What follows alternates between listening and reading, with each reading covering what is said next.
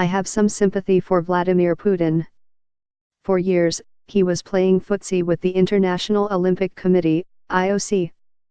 The IOC had surely known perfectly well, and for decades, that Russian athletes, like many others, were doped to the eyeballs. It turned a deaf ear to all whistleblowers and journalists on the subject, even when clear evidence was privately submitted to it and its laughable anti-doping agency by Vitaly and Yulia Stepanov, as long ago as 2010. The IOC did nothing to damage the farrago of cheating, waste and corruption that was the 2014 Sochi Winter Games. Russia was the IOC's kind of country. It put chauvinism before money, and money before sport. It spent like mad and doped like mad. When in 2014 the desperate Stepanovs broke cover and gave their ignored material to the media, the balloon went up. The IOC even admitted to being embarrassed, though it revealed its true opinion of whistleblowers when it allowed other Russian athletes to compete at Rio 2016, but banned Yulia Stepanova. That is what international sport does to those who do not play by its rules. This week, following claims from another cast iron whistleblower, Grigory Rodchenkov, and at least 3 inquiries, the IOC declared that Russia had committed an unprecedented attack on the integrity of the Olympic Games and sport. IOC President Thomas Bach said Russians could compete in next year's Winter Games in Seoul only under a neutral IOC banner, albeit with the word Russia attached an implausible certificate of cleanliness.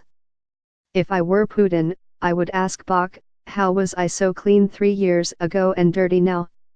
There is nothing new. And what about all the other countries the IOC must know have doped their athletes? If the reply is that Russian doping was state-sponsored, I would say pull the other one. The truth is that this week the IOC, as well as Russia, has been found out.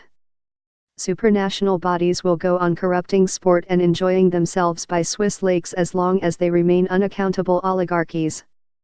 They will do so as long as members such as Britain and America collude with their misbehavior in pursuit of a blind craving for sporting prestige. Britain's Olympic officials knew about doping, because every athlete knew. The trouble, as Stepanova poignantly indicated in a 2016 BBC interview, is that something is not news when everyone knows it, except the public. The reality of sports doping is that it floats on a vast sea of money. Yet the $15 million fine the IOC is imposing on Moscow for anti-doping costs is trivial.